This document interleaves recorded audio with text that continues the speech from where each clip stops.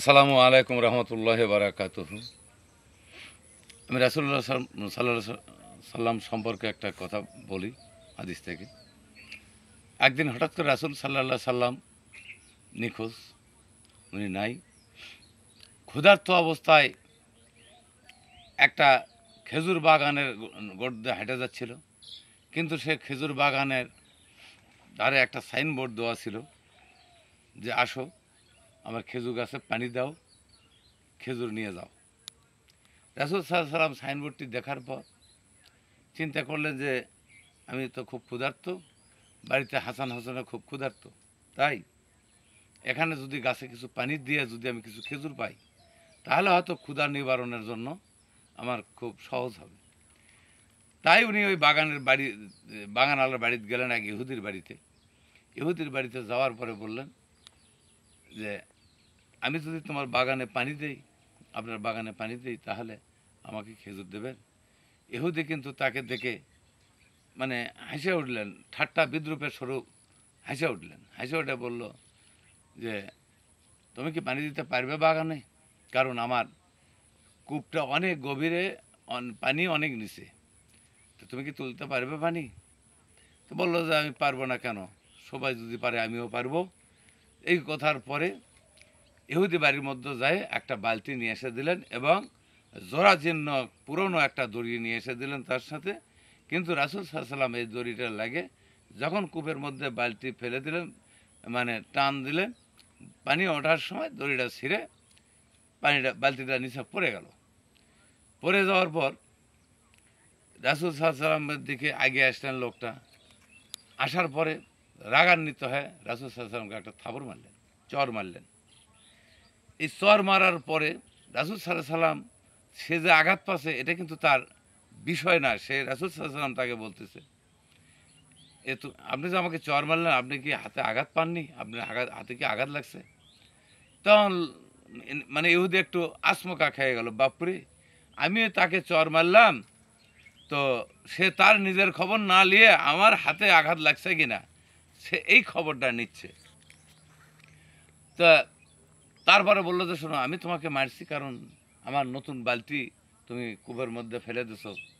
তো বলতেছে এটা আমি আপনার বালতি তুলে দিচ্ছি, আপনার বালতি তুলে দিচ্ছি, এতে আপনার টেনশনের কিছু নেই। তো বলল যে এই কুমাতে তো নামা ওঠার কোনো কিছুই করার সিস্টেম নাই, এই এন্দ্রার মধ্যে কোনো কিছু সিস্টেম নাই, তাহলে তুমি কিভাবে কুমাতে নামবে?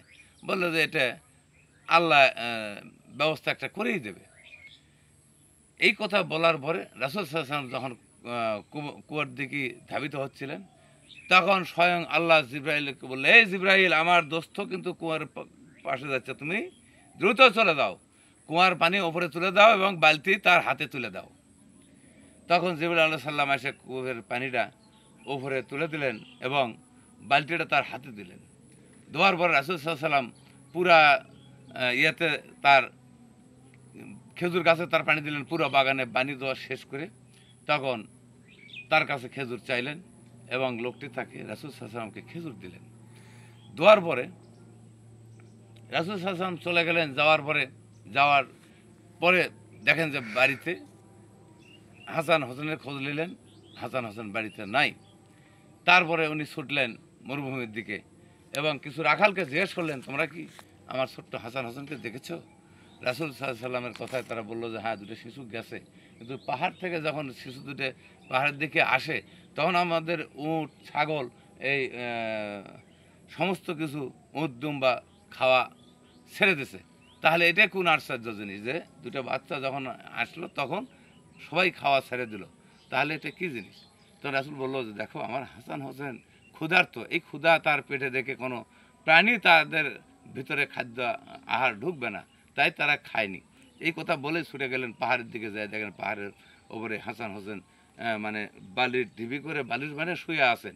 সেখান থেকে দুই ভাই আসবে না একটু, মানে তার নানাকে দেখার পর ছুটে তার নানাকে এসে জাপটা ধরলেন, ধরে কান্দন শুরু করলেন, বললেন যে নানু ভাই, আমাদের বাড়িতে তো আর রান্না হয় না, আমরা তো ক্ষুধার্ত। তখন তাদেরকে বুঝে সুঝে বাড়ি লাগালেন। লাগানোর পর রাসূল সাল্লাল্লাহু আলাইহি সাল্লাম তাদেরকে খেজুর বের করে মা ফাতেমাকে দিলেন যে ওদেরকেও খাবার দাও, তুমিও খেজুর খাও। কিন্তু রাসূল সাল্লাল্লাহু আলাইহি সাল্লামের গালে চরের দাগ দেখে ফাতেমা আশ্চর্য হয়ে গেলেন। তখন তার বাবাকে বললেন, আব্বা আপনাকে কে চর মেরেছে কোথার আগে বলুন, তারপরে আমি খাওয়া দাওয়া করবো, তার আগে না। কিন্তু এদিকে যখন ইহুদি বাড়িতে গেলেন, তখন ইহুদির স্ত্রী জিজ্ঞাসা করলো যে আচ্ছা তুমি যে লোকটা থেকে পানি তুলে এনেছো তাকে তুমি চর মেরেছো, কেন চর মেরেছো? বললো আমার বালতি ফেলেছো। তুমি কি জানো ওই ব্যক্তিটা কে? ওই ব্যক্তি হচ্ছে শেষ নবী হযরত আহমদ মোস্তফা মোহাম্মদ মোস্তফা সাল্লাল্লাহু আলাইহি সাল্লাম। তুমি যে অন্যায় করেছো, তুমি যে পাপটা করেছো, আমি তোমার সঙ্গে সহমত নই। তখন রাসূল সাল্লাল্লাহু আলাইহি সাল্লামের কথা তার স্মরণ হলো এবং উনি বলল যে এটা কোনো মহামানব ছাড়া এই কর্মকাণ্ড ঘটাতে পারেন না। তাই উনি বলল যে তুমি আমার ধারালো দাওটা নিয়ে আসো, চাকুটা নিয়ে আসো। যখন ধারালো অস্ত্রটা নিয়ে আসলো, তখন ওই ইহুদি তার হাতটা এক কোপে কেটে ফেলে দিল নিজের হাত, যে আমি যে অন্যায় করেছি আমি কারো কাছে বিচার দেবো না, আমি নিজের বিচারটা নিজেই করব, নিজের বিচারটা আমি নিজেই করব। আমি এক মহামানবকে আমি চর মেরেছি, এত বড় অন্যায় করেছি। এই হাতটা কাটার পরে আরেক হাতটা ধরে নিয়ে রাসূল সাল্লাল্লাহু আলাইহি সাল্লাম তার বাড়িতে গেলেন, দেখলেন যে উনি বাড়িতে নাই। বললেন যে ফাতেমার বাড়িতে গেছে। ফাতেমার বাড়িতে এসে দরজায় এসে ডাকাডাকি শুরু করলেন, কিন্তু ভিতরতে ফাতেমা বলল যে আব্বা কোনো ব্যক্তি আপনাকে ডাকতেছে। বাইরে হয়ে আসার পরে দেখে যে হাতটা নিয়ে রাসূলের সামনে দণ্ডায়মান। বলল যে তুমি কেন হাত কেটেছো? বলল যে হুজুর আমি বুঝতে পারিনি আপনাকে চর মেরেছি, আমি কাউকে অভিযোগ না দিয়ে আমি নিজের বিচারটা নিজেই করছি, কারণ আমি আপনাকে চর মেরেছি, এটা সবচাইতে বেশি আঘাত পেয়েছি আমি। তো তাই আমি নিজের বিচারটা নিজে করছি। রাসূল বলল যে আমি তোমাকে ক্ষমা করে দিয়েছি, তুমি কেন তোমার হাত কাটতে গেলে?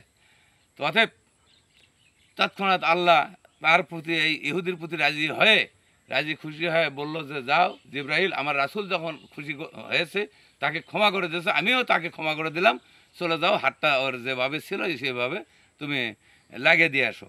তখন জিবরাইল আলাইহিস সালাম আসলো এবং রাসূল সাল্লাল্লাহু আলাইহি ওয়াসাল্লাম মুখে লালা দিয়ে তার হাতটা ওখানে দিয়ে লালাটা যখনই লাগিয়ে দিল, তার আগের মতোই হাতটা স্বাভাবিকে চলে আসলো।